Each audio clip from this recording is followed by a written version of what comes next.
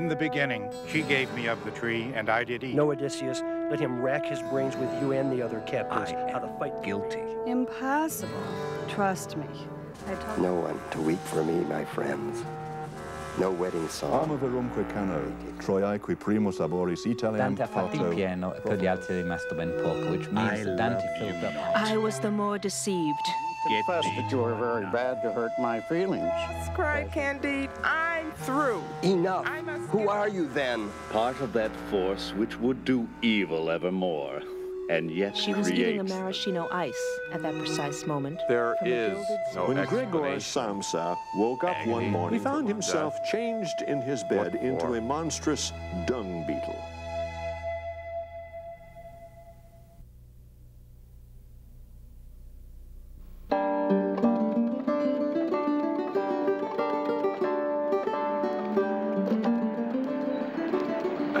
Village of Chawton St. Giles, about 35 miles northwest of London, in what is now a rather thriving bedroom community of suburban London. But in John Milton's day, this was country. This was quite far removed from the centers of government and power in London. And indeed, this is where Milton spent the last years of his life. Right here at 21 Dean's Way, Chawton St. Giles. One wonders just how far Milton had to stoop to enter this doorway. It was here that he wrote Paradise Lost, Paradise Regained, and Samson Agonistes, the three great works at the end of his life. Let's go around now to the garden and see where Milton spent his days.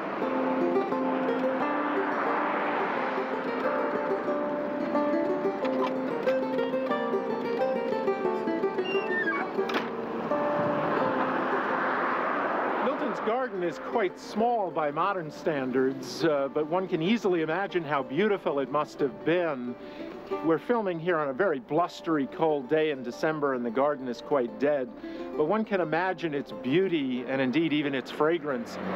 Milton himself must have had to imagine it as well, because of course Milton was quite blind when he lived here in the cottage.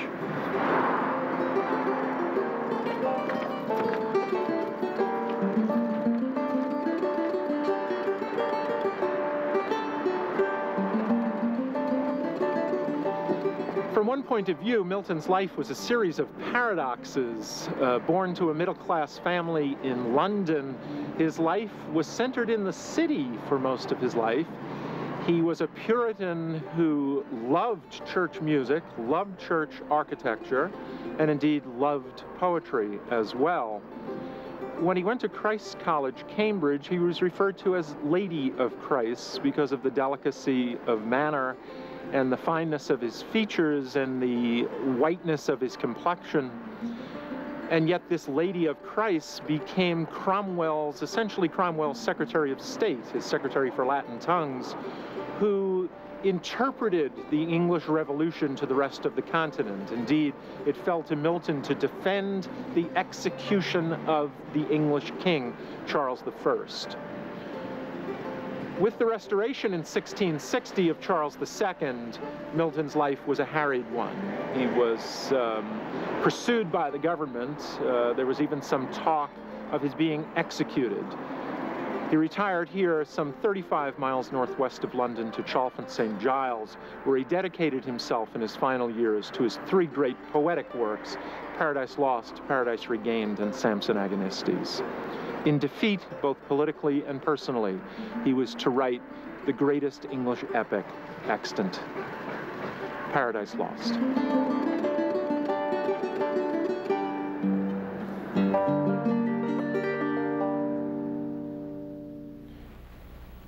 Welcome to class, I've gotten this right every time, I think it's 15, on Milton's Paradise Lost. That was great fun for me. You can imagine, as someone who teaches Milton and has taught really only Milton for many, many years, to actually be there at Milton's cottage, to sit in the garden, to kind of experience what he experienced was really like going to a shrine. I played a little fast and loose with the facts there. I want you to know that that cottage was not a retirement cottage.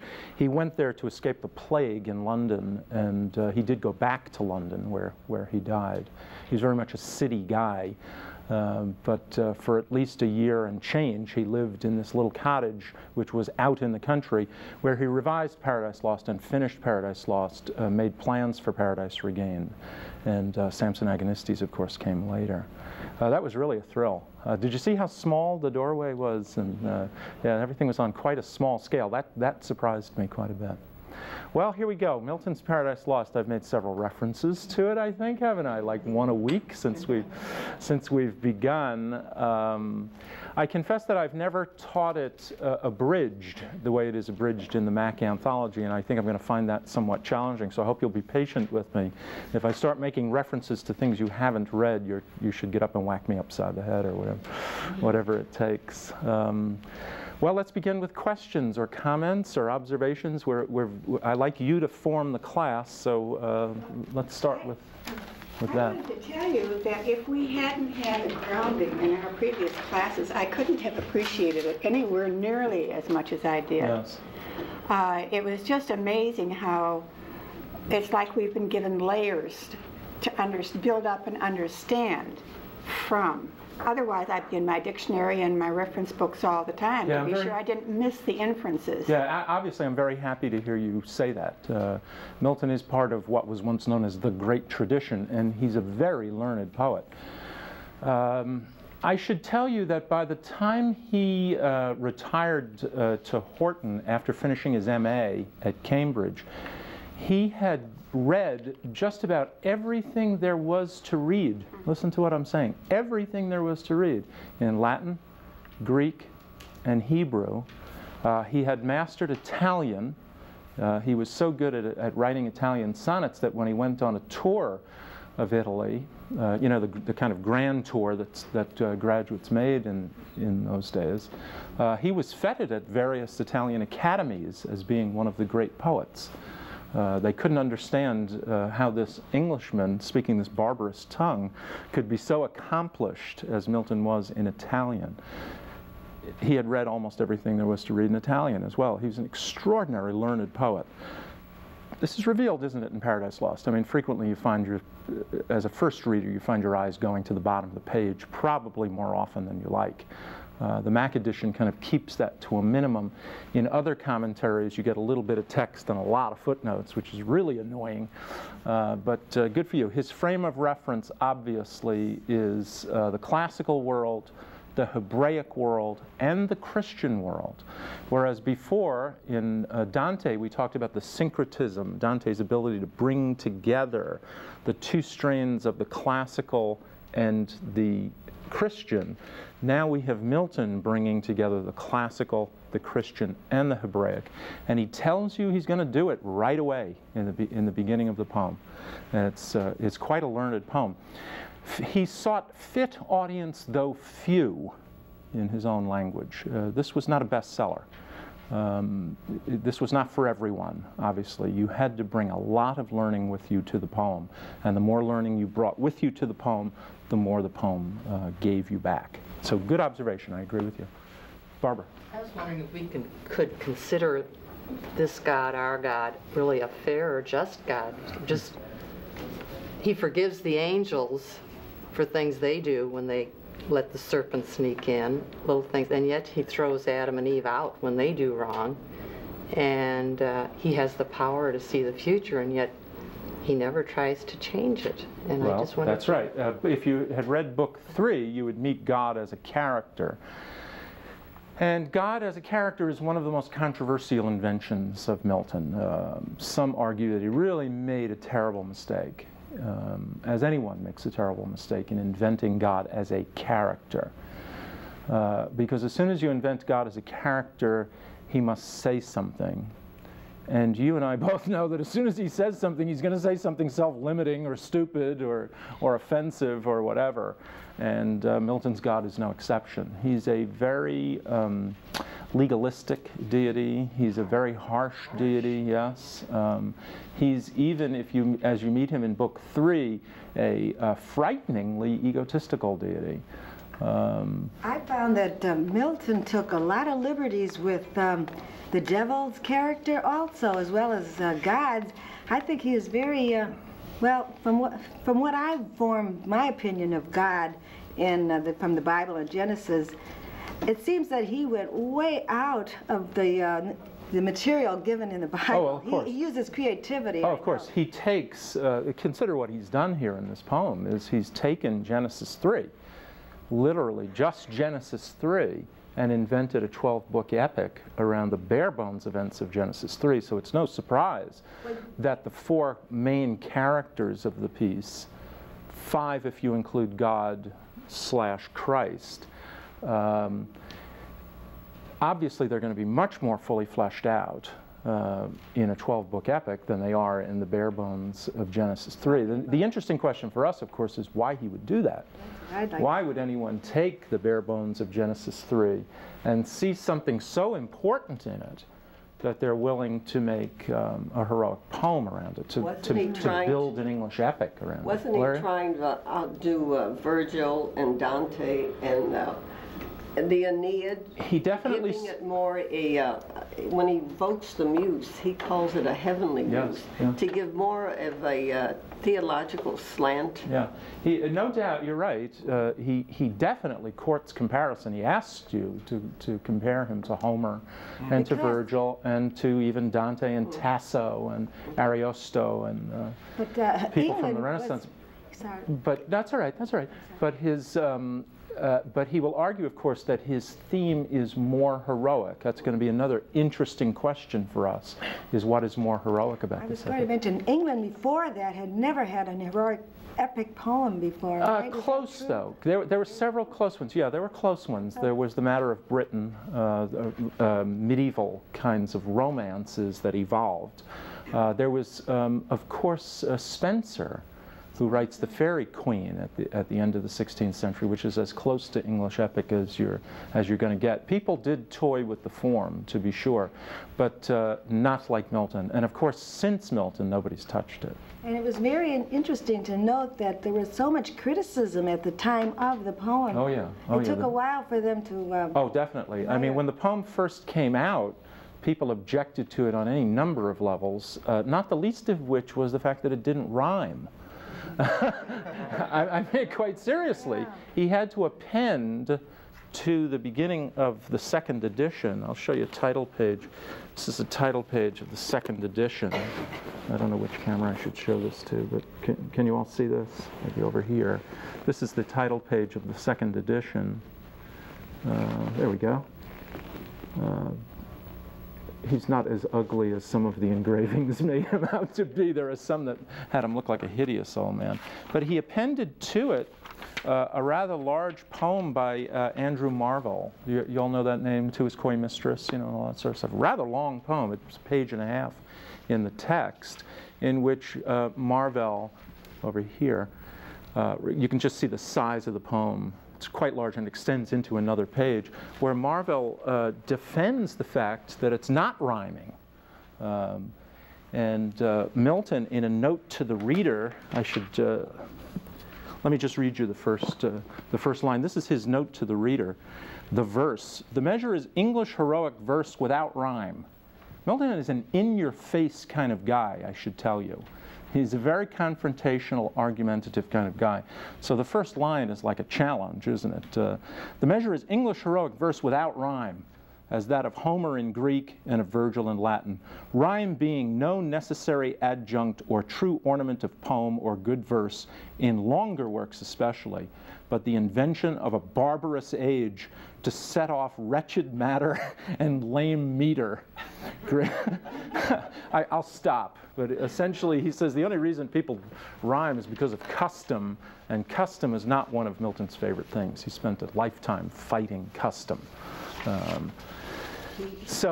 Yeah, the people didn't like the fact that it didn't rhyme. They went, what the hell is this? You know, I mean, there are no rhymes and the meter isn't right. You know, what's going on here? And then the second thing, of course, was, man, is this hard to read? Yeah, yes, it is. It's a difficult poem. It was difficult in its time. So for the 2nd edition, the printer went to Milton and said, look, people are complaining about this thing. They're reading it and they're having a hard time with it. Can you do something? Can you append arguments to each of the books? And by an argument, I mean a kind of Cliff Notes prose summary, you know? You all know Cliff Notes, you know, I'm sure. I hate to be plugging those damn things, but you know what I mean? So to each of the books, he appends a prose summary of the action of the book to help the reader. So the reader first reads Milton's prose summary of the action and then reads the book itself. So when you are gnashing your teeth and hurling your text across the room and screaming at the syntax of this piece, know that you are not alone. It is a difficult poem, and one might rightly ask why he made it so difficult. He didn't have to. I mean, I can give you dozens of examples of Milton writing perfectly lucid prose and perfectly prose-like verse that is absolutely accessible on the first go-round. This one is not. This one's much more difficult. You don't need me to tell you that. But it sometimes is a struggle to get through. How many of you found yourself, you know, 8 lines in and then you're thinking about your shopping, or, you know, right? You know, your mind is going else. That's okay. You don't need to whip yourself about that. All first readers of Milton have a very hard time. It's tough. You have to unravel a syntax that we're not at all used to. Perhaps he was trying to emulate the Bible, where it's a mystery, and you have to really dig. Well, he did believe that epic was the highest kind. The Renaissance was fond of ranking hierarchically the various genres, and tragedy is more serious than comedy. Tragedy is less accessible than comedy. Tragedy is more difficultly written. Epic is the highest of the literary kinds, and there is no doubt that you're partly correct, that he is emulating forms before him. How did the people at the time respond to the book? I mean, he's such a great moralist. In Dante, he named names, and he had groups of sinners, but he named specific people, and I imagine people, the readers could stand back and say, well, I'm not like so-and-so, and this is, you know, this one's doing this and so forth, and that's not like me. But with Milton, he seems to include, well, he does include the whole world. I mean, we're at the original sin. And how did people take to that? That's a great question, and I can't give you a really simple answer to this. Forgive me how many times I'm going to say this in the next hour, but that will not admit of an easy answer. Milton was tied up very much in the politics of his age. Up to about 1640, he wrote only poetry and he studied.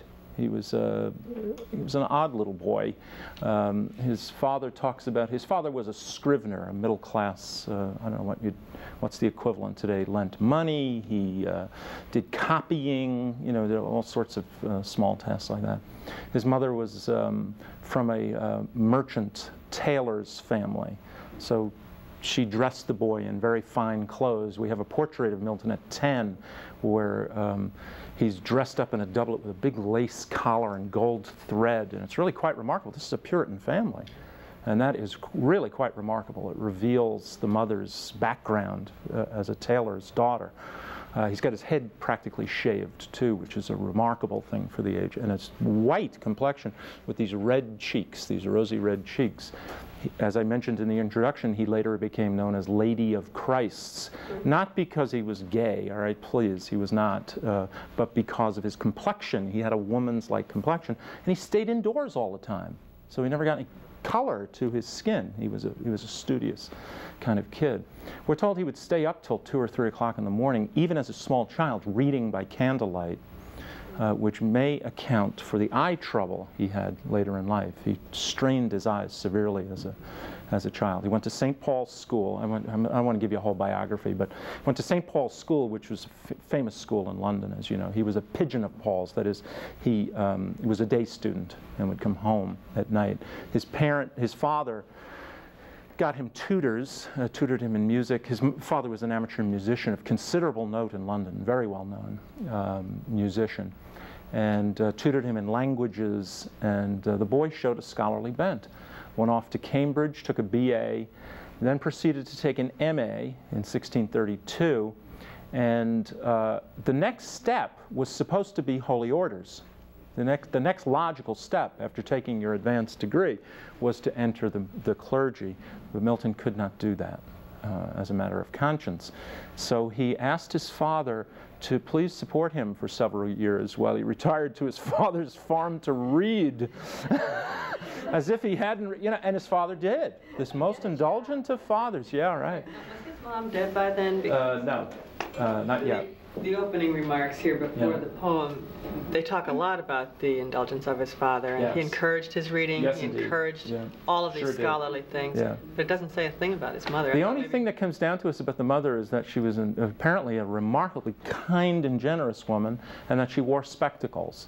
So, of course, what happened in successive generations was Milton's blindness was his mother's fault. You know, that's predictable, isn't it? Right? So he retired to this farm and read and read and read. Then went on a grand tour of Italy. Things were getting very bad politically at home. He came home and he joined the Cromwell Revolution. And he became the Latin secretary for Cromwell, which, as I said in the introduction, was quite a high position. He was the one who literally wrote the pieces that defended, the prose pieces, that defended the execution of Charles I, which you must understand, regicide in the Renaissance was tantamount to killing God's representative. It was a very, very bad thing to do, very dangerous thing to do. And so he became the spokesman, if you will, for the revolution. And from 40 to 60, all he did was write prose. He didn't even touch poetry again, with exceptions, a couple of sonnets and things like that. This is a long-winded answer to when Paradise Lost came out. Most of educated London knew, of course, who John Milton was. They'd heard him railed against in Parliament with the Restoration in '60, and several people calling for his execution. So he was dismissed by a lot of people. If you read Paradise Lost looking at the politics of it, you'll see all sorts of slams against monarchy, against tyranny of kings, people in positions of power who abuse that power. You'll see all sorts of slams on the clergy, on the corrupted clergy. He's still fighting some old wars here. In Paradise Lost. So a lot of people dismissed him for that, but a lot of people embraced him for kind of trying to bring the country and indeed the culture back to center. It's been drifting away. The latter part of the 17th century, it was a kind of libertine time at court, which if you've ever read any Restoration drama, any late 17th century, early 18th century English drama, you'll know exactly what I'm talking about here. It was a kind of licentious time. And Milton's writing against his age. Anytime you're writing against your age, you're going to be embraced by some, you're going to be rejected by those in power, you know, those in the mainstream. And that's pretty much his fate. He then gets embraced in the 18th century and then rejected in the latter part of the 18th century into the 19th century by the Romantics, and then re-embraced by the Victorians, and then the 20th century sees him fall out of favor again. T.S. Eliot didn't like a lot of what he did. And Eliot was a tastemaker. I'm really simplifying here, guys. And then after World War II begins a kind of Milton Renaissance, which we're still riding. Interesting. You know, the question to ask, the essential question to ask about this poem, of course, is why do we read this impossibly difficult poem that puts women down at almost every turn, right? I mean, it's just astonishing, some of the things. And you didn't read the good parts, believe me, guys. I could regale you reading you the good parts. And by good parts, I mean the real slams against women and the position of women. What are we doing reading this today? It doesn't make any sense to me. It's a clever literary device that he peoples his work with biblical characters, much as writers today, you know, they will cite well-known writers or philosophers of the past to give more credence to their own work. Yeah, he does, of course, use history and biblical history, especially in the visions that Michael gives to Adam in books 11 and 12, where he gets a view of history. And poor Adam, once he sees that view of history, you wonder how on earth he's going to continue, because the view of human history provided in 11 and 12 is pretty grim. We don't see a lot of good things happening. Let me come back to you. I'm really surprised that more hasn't been said by anyone yet about the fact he dictated this whole thing. And it was fomenting in his brain, or fermenting, one of the two. It was going on for years before he had the time to write it. But the fact that he was blind, and that his daughters, I mean, I'm only quoting what I've read, that his daughters really didn't want to write this down. That's to take correct. his. There were 20 people who would come in and sit there, and he never saw his work. That's correct. And can you imagine, you know, dictating to someone who says, how do you spell that? Yeah. Where does your train of thought go? I mean, it seemed to me that this was more than just a talent, it was a genius, the drive. Yeah, he planned to write this from a quite early age, according to some of his university pieces, some of his, some of the prolusions that he presented at Cambridge. He wasn't sure what form it was going to take, but he knew from fairly early on, at about the age of 19, he suggests to a Cambridge University audience that he has been called to write an epic. It's a that's pretty, you know, this guy didn't have a lot of doubts about his ability, you know. Yeah, I think so. I think it was a drive, because he was very religious. And as I understand it, the Puritans who became the strict, no beauty, no that life, was not his that was after the Restoration. Right. Before that, they were, as he depicted everyone around him. Yes. All the culture. Yeah. Yeah. He did feel himself called. You'll remember in Book 9, you all did read Book 9, and the prologue to Book 9, he talks about this very process of composition, where he talks about his unpremeditated verse, and how his nephew, Edward Phillips, talks about Milton. Phillips writes a life of Milton soon after Milton dies, and he talks about how Milton composed, and he composed as soon as he woke up in the morning, and whole chunks of verse would come out of him, and it was Milton's belief that it was kind of God speaking through him. He was very much a believer in that old classical tradition of the poet as vates. Yes, V-A-T-E-S is the Latin word. It means prophet. There are two traditions of the poet, really, that come to us from the classical age. The one is the Greek, the poeta, and that means the maker. And you hear the difference. The maker. They thought of the poet as we think of a carpenter, as someone who makes something. Any of you who writes understands that. You know, you're making out of nothing something. You're giving it form, you're giving it shape, you're giving it structure. And it's really quite a remarkable thing, but it doesn't have the connotation of divinity. It doesn't have the connotation of specialness that the Vates tradition, the seer tradition, the Virgilian tradition brings with it. And Milton saw himself in that latter tradition. So you're right, he did see himself as a kind of vehicle for higher truth, and only as a vehicle, and it's part of his modesty, is that he saw that only as saw himself as a vehicle for larger truth. It's interesting you mentioned that he was sort of this vehicle and a maker, because notice how he fleshed out the part of Satan when he made him first appear in a dream as a frog. Yeah. You know, and there's, I don't know, where did that come from? Yeah, because that's entirely out of his mind. Yeah. You know. The character of Satan is really fantastic, and I do wish one of the pleasures of reading this epic is watching the characterization of Satan. It is not at all melodramatic. He's quite complex. He's one of the most complex characters you'll meet. And he is quite sympathetic in many situations. His premises are wrong, to be sure, but he's an admirable character in many ways. He's very much a heroic character. He's not a cardboard Satan. He's a Satan who feels compassion for his fellows. He feels deep sadness. He is torn two ways simultaneously. He's complex. And he's ultimately quite tragic when you consider his fall from seraphim all the way down to toad and serpent. Just whirl down the chain of being to get the point here.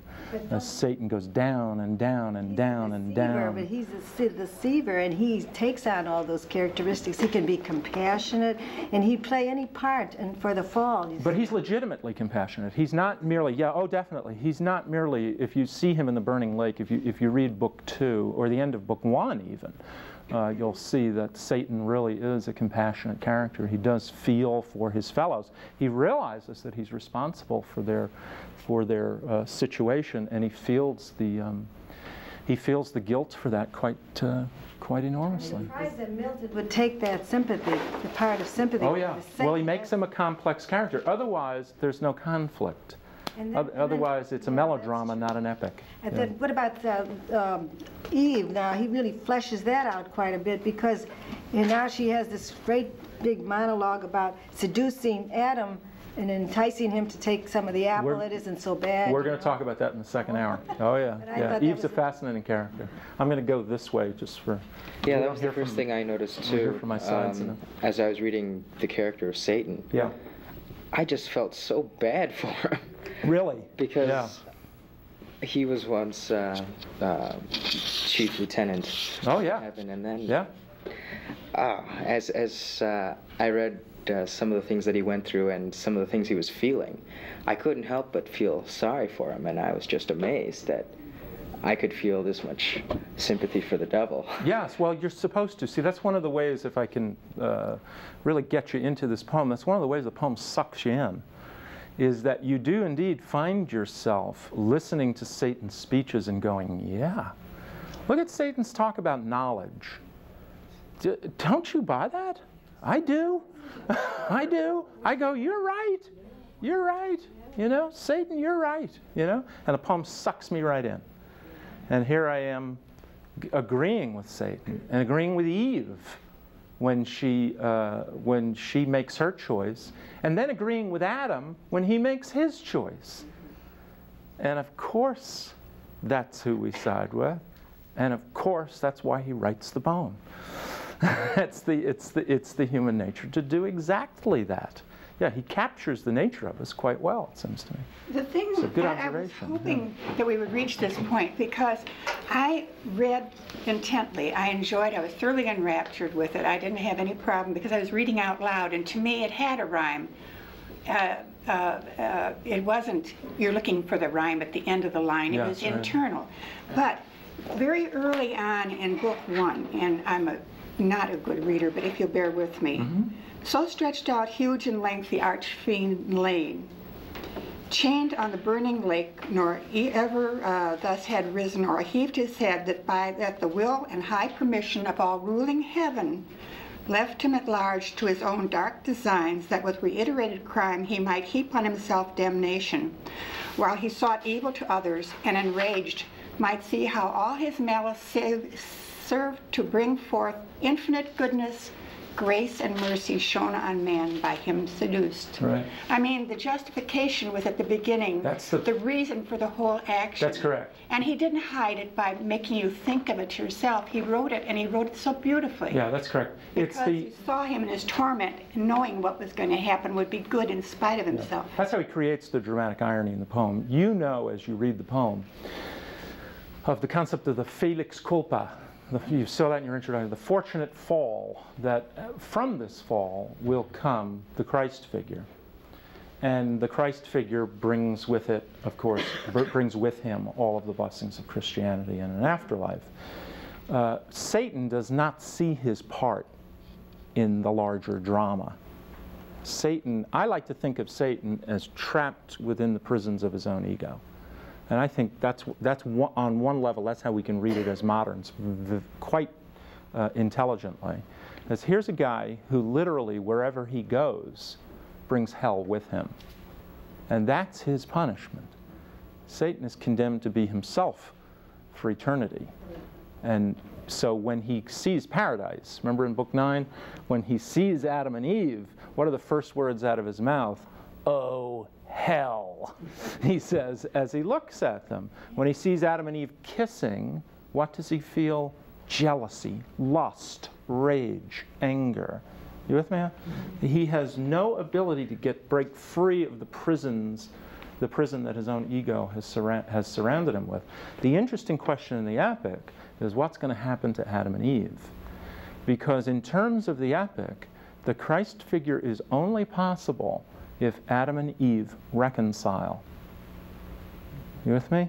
There will be no future humankind if Adam and Eve don't establish some kind of creative future for themselves.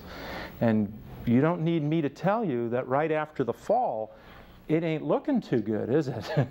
Because what they do, of course, what Adam does is, look what you made me do, you know, and this fierce indignation at Eve, and Eve's, but you told me I could, you know, and they have to get their lives on a firmer footing. You should have been. Well, that's what she says. That's exactly what she says. Yes, you're supposed to be the head, right? You're supposed to rule me, and you didn't do it. You just spoken more forcefully. I'd have done what you told me. That's correct. That's exactly what she says. But see, that's the tree of knowledge. Now you have all those terrible traits, and like lust that Satan has, and envy, and the bickering now, which when they were in the state of innocence, they were spared all that. That's why they were not to take of the tree of knowledge. We'll see. Yeah, that's so simple. I'm gonna have to go to the VCR here. I interviewed Rachel Faulkner at the University of Sheffield, who is a Milton scholar.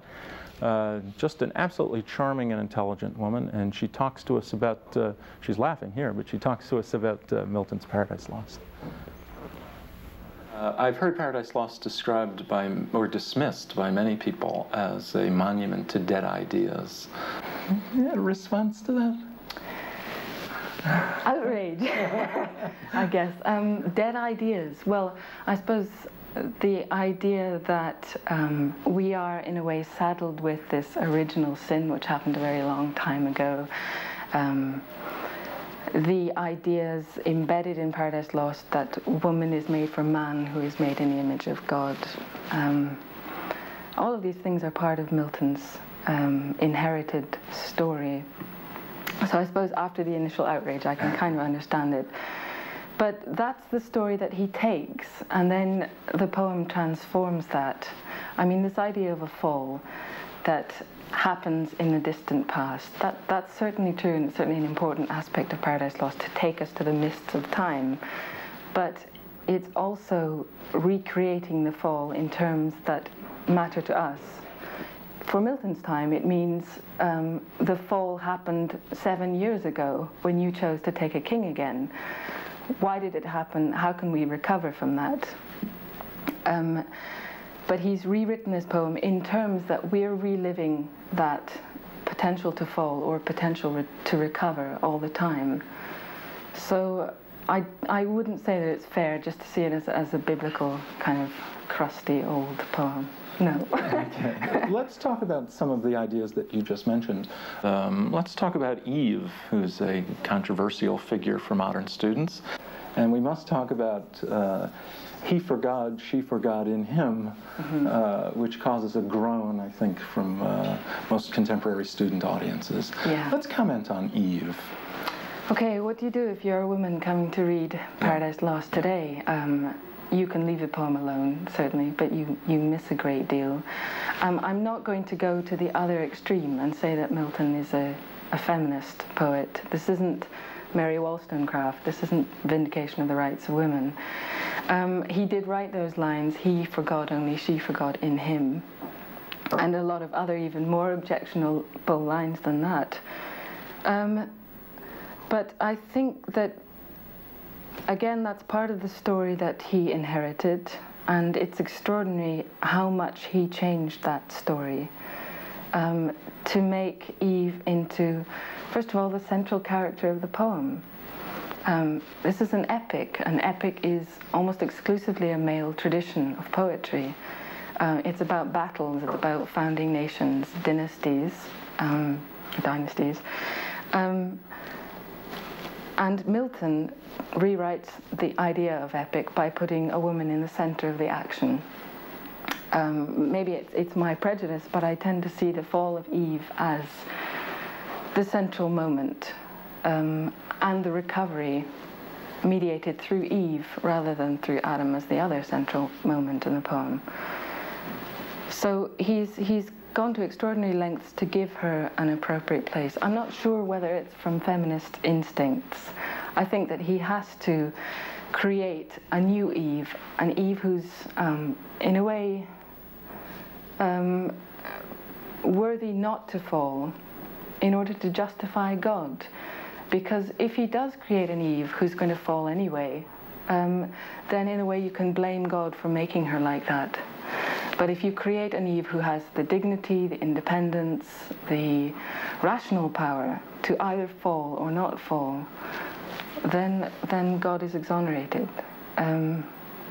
So perhaps Milton had to create her that way. But what we have left is this character of extraordinary dignity, considering the traditions that she comes from.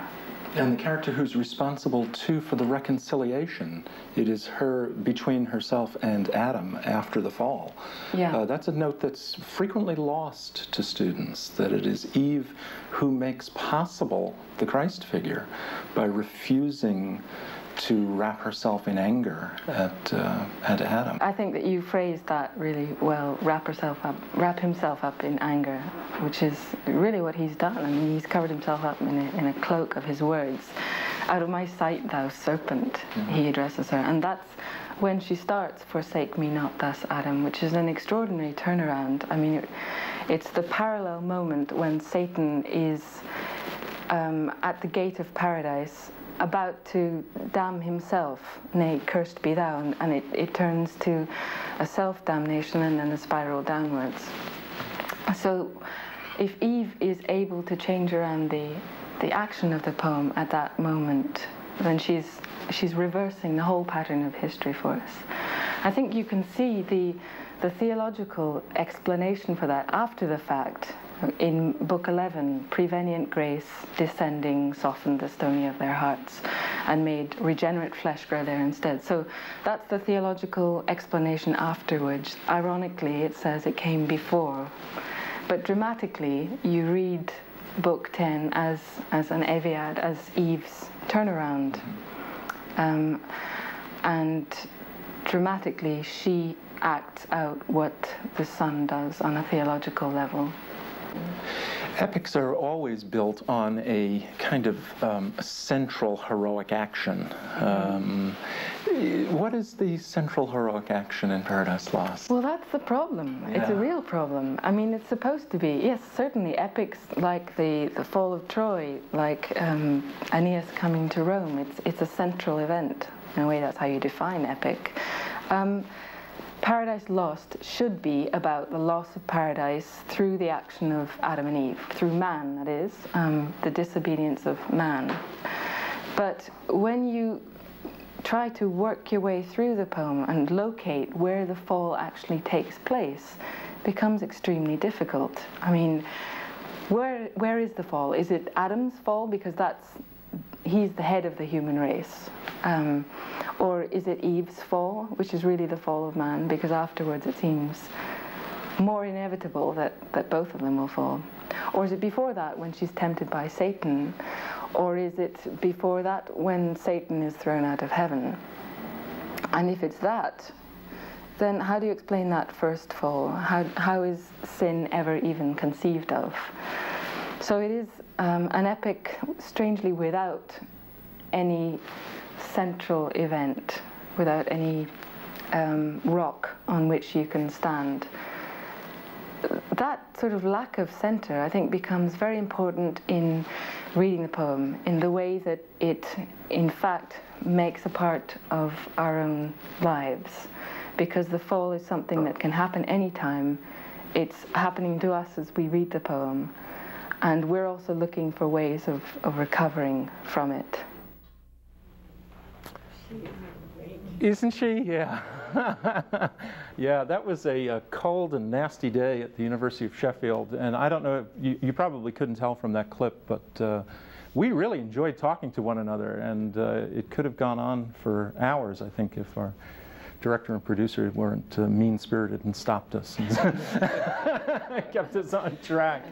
Yeah. I imagine you must have found a great deal of fulfillment, because you have been a scholar of this individual also. It so was that fun. There's a lot of interplay. Yes, it was really fun to see that we really were on the same wavelength on the poem, too. That's always kind of fun to find out this is a very solitary profession in a way, you know, because it's just you and the works, and your students, and it's fun to meet with someone else who's halfway around the globe who is looking at it pretty much the same way you are.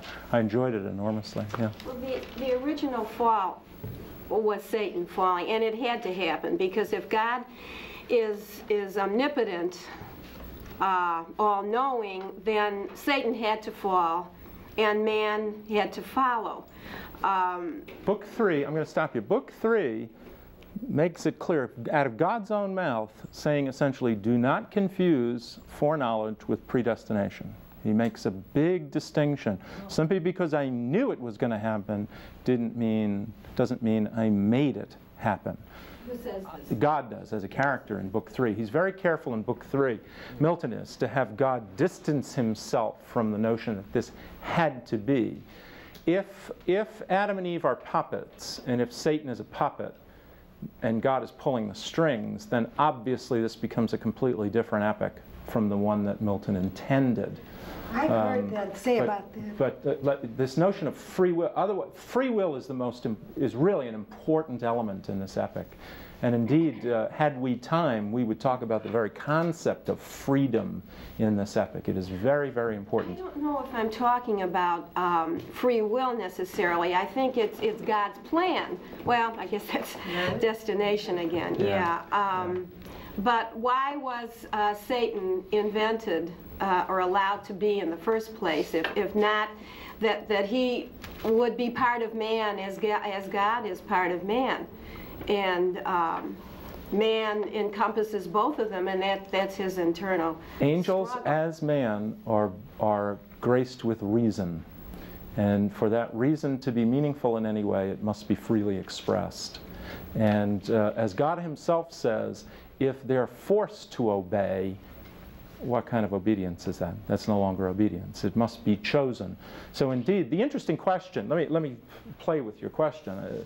The more interesting question for me is, what is it in Satan that motivates his heaven being a hell? Because his rebellion in heaven is really an important element of this poem. It takes up, the war in heaven takes up a fairly sizable chunk in the middle portion of this epic. And of course the epic begins in media res, as all epics do, in the middle of things, with Satan already having fallen down onto the burning lake with 1/3 of all of the angels. Now, come on, this is heaven. Right? Now, you all know what heaven is like. You know, so what's going on here? You know, I mean, heaven wasn't heaven for 1/3 of them. Heaven was hell. Well, and poor Satan, in the terms of the... Rosemary, I'm going to have to ask you to use your hand now from that one. So the hell is going to be turned into a heaven by Satan. And so we want to know what's going on here. Why would he do this? Why 1/3? He'll exaggerate it through the course of the epic. He'll always refer to 1/2, which is typically satanic. You know, it's just not true. It was 1/3. But what would cause them to rebel like that? And I'll let you chew on that. You needn't answer that. You're not given enough in your anthology to answer that question intelligently. But in heaven there was free will too. Precisely, that was my point, yes. Otherwise the obedience is no obedience, it's coerced. Yeah. This notion of free will and the exercise of reason is very important to Milton, as is the idea of temptation. He talks about how he cannot praise in the Areopagitica.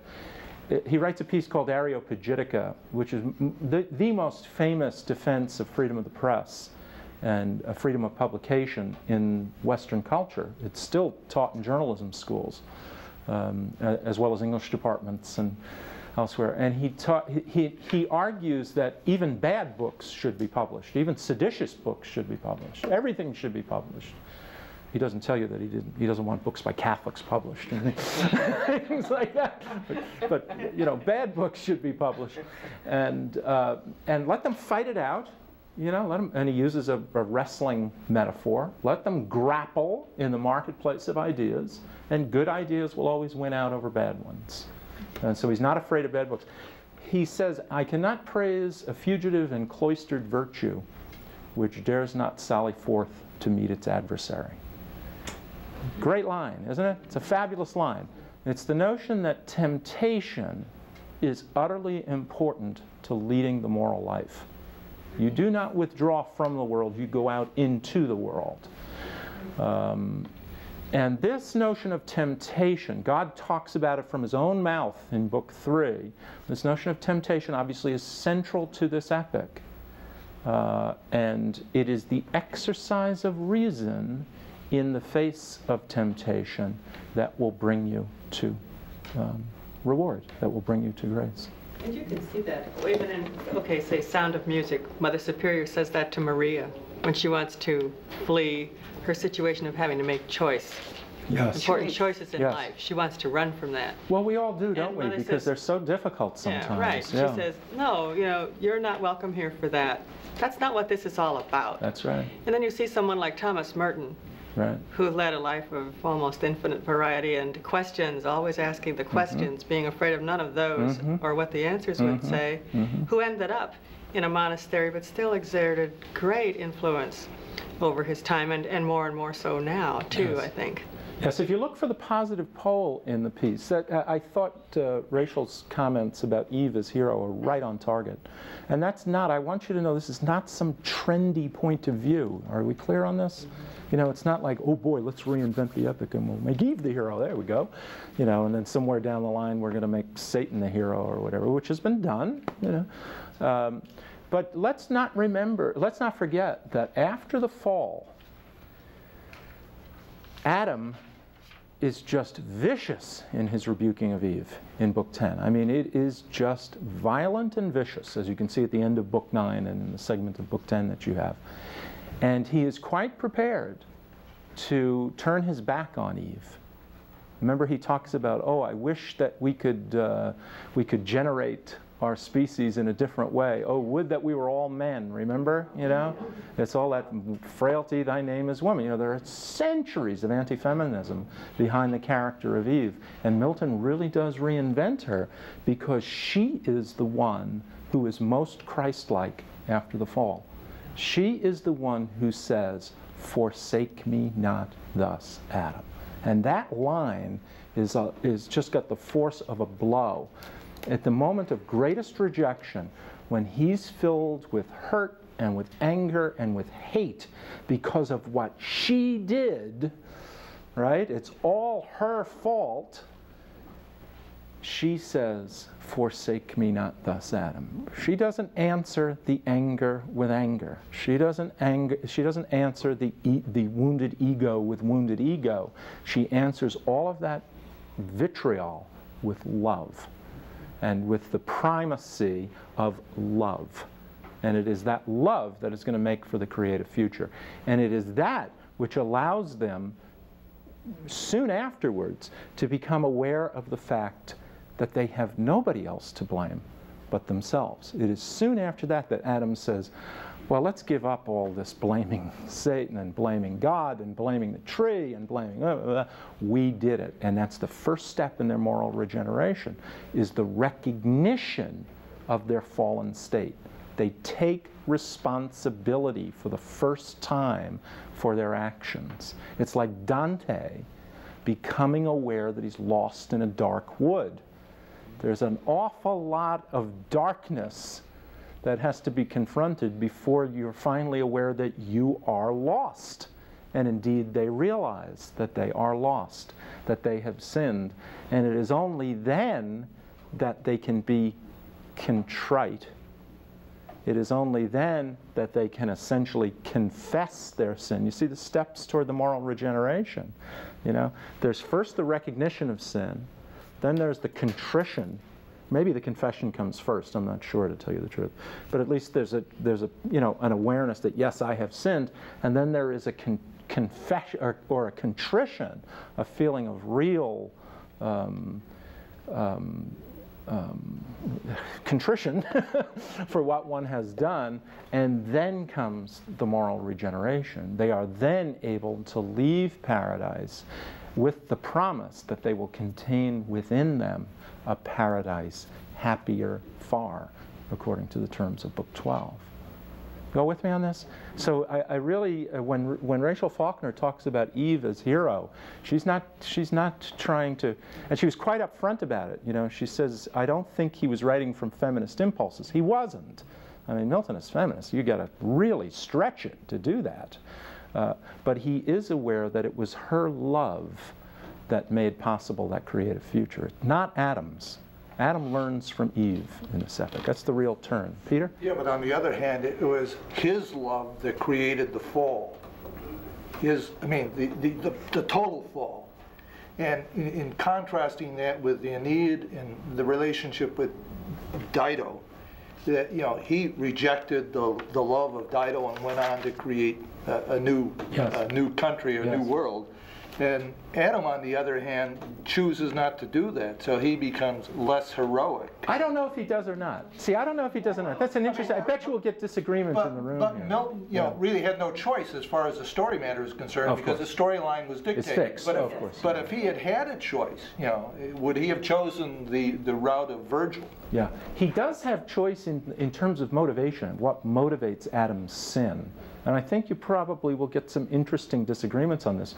You all know Shadowlands is a big hit right now, and you know it's about C.S. Lewis, who lived a life of the mind, not a life of the flesh, to be sure. And C.S. Lewis maintained that Adam's sin was the sin of uxoriousness, and that chases you to the dictionary, doesn't it? I mean, what the hell is uxoriousness? Boy, I hope I'm not guilty of that, not knowing what it is, you know. And what it is excessive love of one's spouse. Lewis thinks that, now think about this, you know, I just want to whack him, you know? I mean, you know, consider what Eve means to Adam. Remember, Adam, if you had read the middle books, you'd know that Adam recounts his creation story and talks about how lonely he was. You know, God has given him cattle and has given him this, that, and the other thing. And Adam's certainly enjoying them as companions, but they're quite limited companions, you know. And he's feeling very lonely. And in a kind of funny scene, God says, "You're lonely. What about me?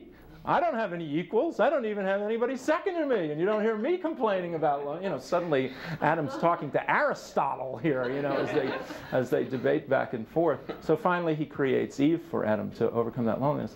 And it's like Lewis wants to blame Adam for choosing Eve over following God's injunction. And I wonder about that. I wonder if you don't all think, oh, Adam made the only choice he could make. My God, he did it for love.